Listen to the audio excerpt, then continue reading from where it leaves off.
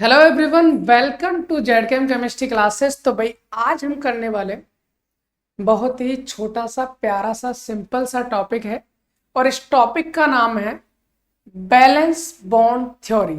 बोले तो VBT मतलब बैलेंस बॉन्ड थ्योरी। आज के लेक्चर में हम करने वाले भाई बहुत ही छोटी सी थ्योरी है, ज़्यादा बड़ी है नहीं, लेकिन बहुत इंपॉर्टेंट थ्योरी भी है ना। और जब भी VBT का नाम सुनते हैं तो भाई VBT एक्चुअली हमें दो जगह पढ़ाई जाती है। एक तो होता है केमिकल बॉन्डिंग जो आपके इस सेमेस्टर में है, और दूसरा होता है कोऑर्डिनेशन केमिस्ट्री के अंदर। तो अगर किसी को कोऑर्डिनेशन केमिस्ट्री के अंदर VBT को पढ़ना तो भाई उसका लेक्चर अलग प्लेलिस्ट में है, तो आप चैनल पे जा सकते हैं, प्लेलिस्ट चेक कर सकते हैं, कोऑर्डिनेशन केमिस्ट्री के नाम से वहां से आप पढ़ सकते हैं। अगर आपको केमिकल बॉन्डिंग से पढ़ना है तो फिर यही बने रहिए। आइए चलिए आगे बात करते हैं। भाई वैसे तो यहाँ पर हम किस specially BSc first semester chemistry में यूनिट नंबर सेकंड को पढ़ रहे हैं और इस यूनिट का लेक्चर नंबर 5 है। मतलब 4 लेक्चर इससे पहले हो चुके हैं। भाई 4 लेक्चर हो चुके हैं, लेक्चर नंबर 5 की ओर बढ़ता है। तो भाई लेक्चर नंबर आज कौन सा अपने पास 5 है। 4 लेक्चर हमारे कंप्लीट हो चुके हैं। इन 4 लेक्चर में हमने क्या क्या पढ़ा है एक बार जान लेते हैं, फिर कंटिन्यू हम VBT को करते हैं।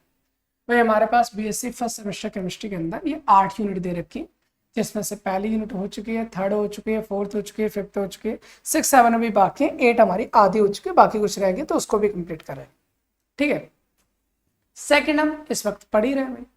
चलिए हम आगे बात करते हैं। सेकंड यूनिट का नाम है simple bonding theory of molecules. इसमें हमारे पास ये सारे के सारे टॉपिक है, और अगर इन टॉपिक की अगर हम बात करें भाई तो पहले तो हमने बेसिक्स पढ़ा था। इस यूनिट से रिलेटेड जितने भी टॉपिक्स हैं जो मैं बेसिक्स जानकारी चाहिए थी वो बेसिक पढ़ा था, इंट्रोडक्शन पढ़ा था।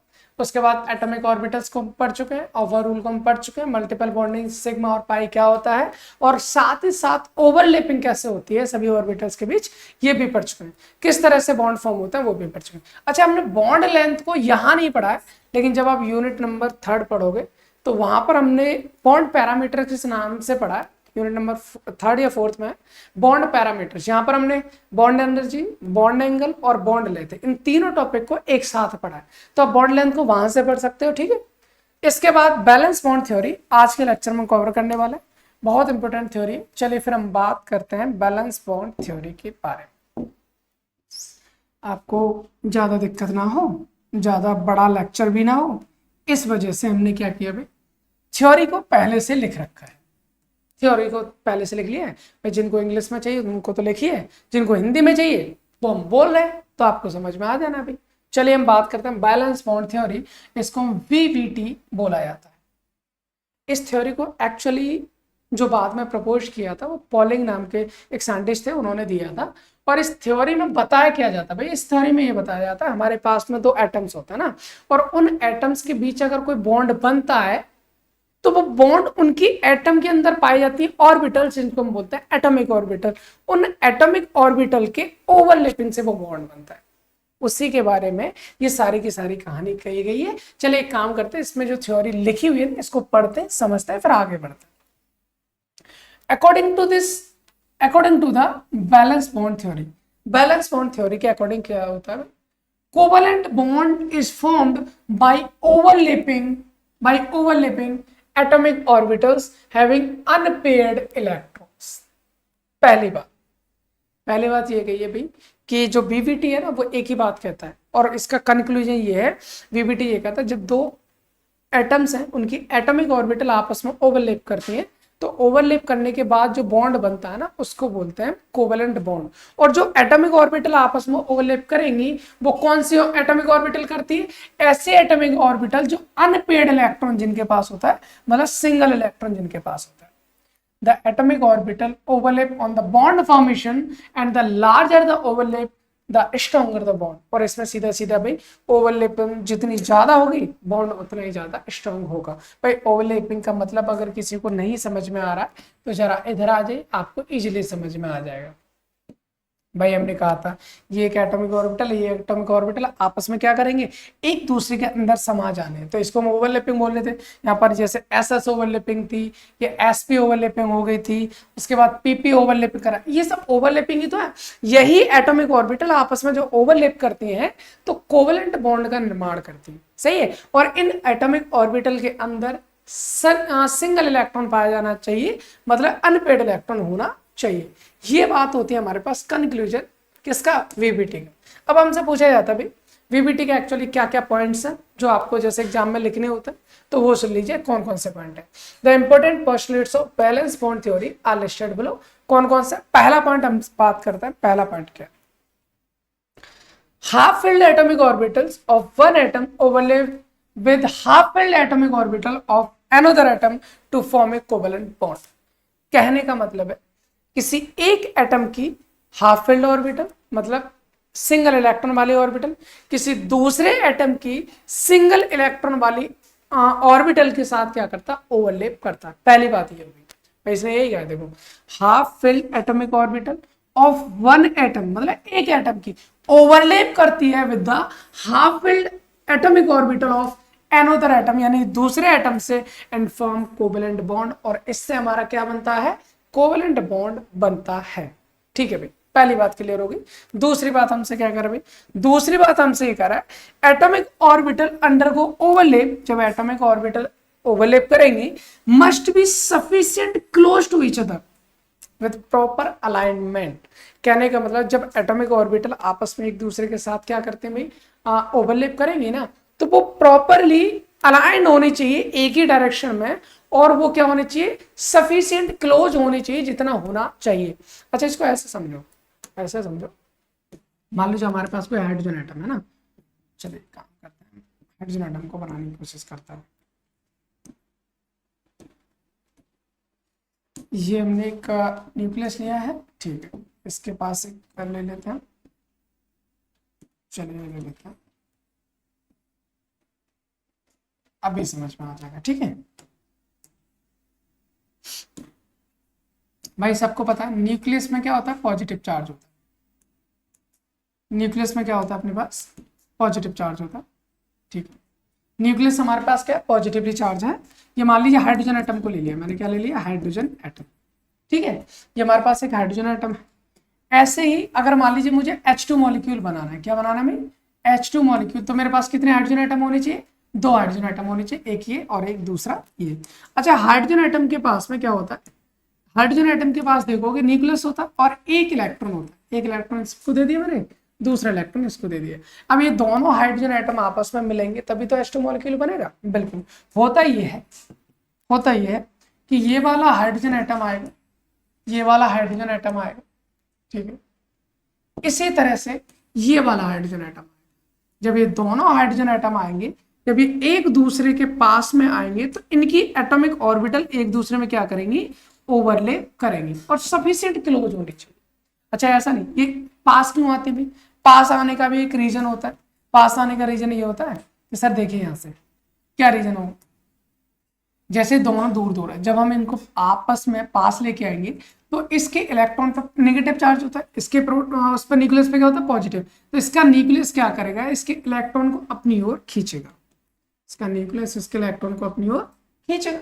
इसी तरह से इसके इलेक्ट्रॉन को इसका न्यूक्लियस खींचेगा, बिल्कुल सर, इसके इलेक्ट्रॉन को इसका न्यूक्लियस खींचेगा। जब ये दोनों पास आ जाएंगे, बहुत क्लोज आ जाएंगे, उस केस में क्या होगा भाई, उस केस में फिर चीजें अपोजिट हो जाएंगी।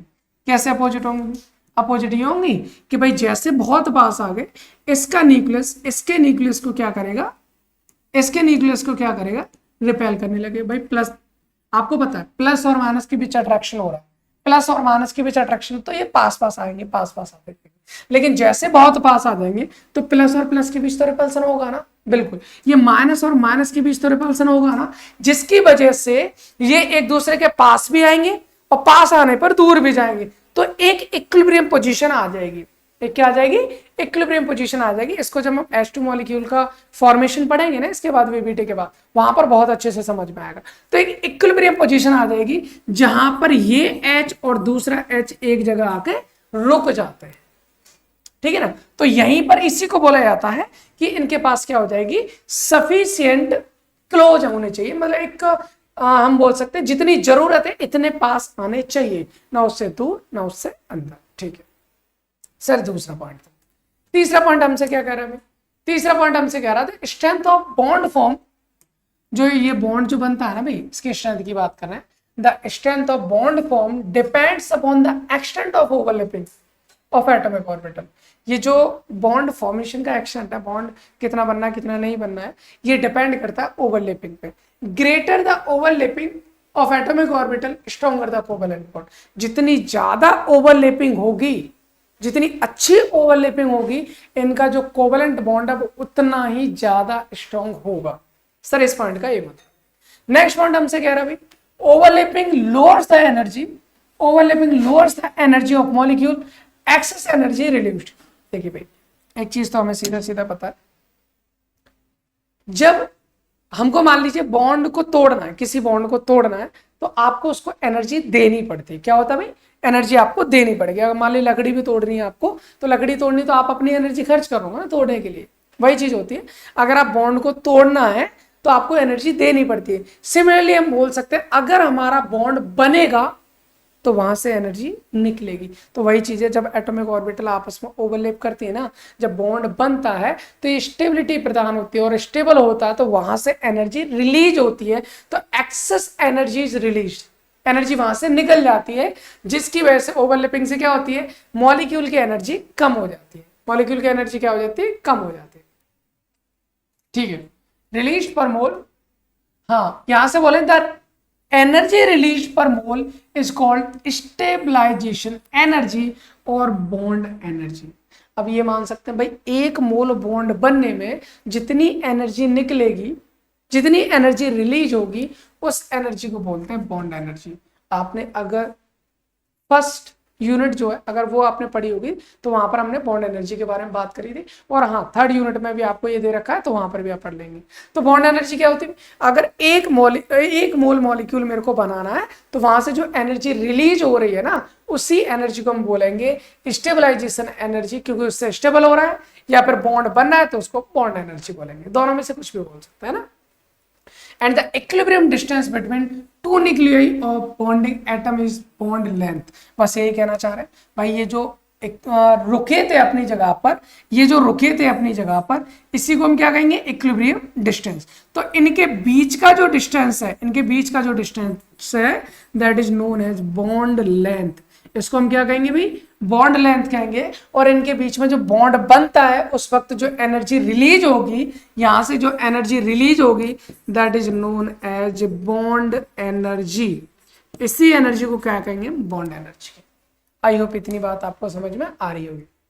The last point is number of unpaid electron is in ground state और excited state in an atom is called covalency of the atom. ये एक पॉइंट है हमारे पास वीबीटी का।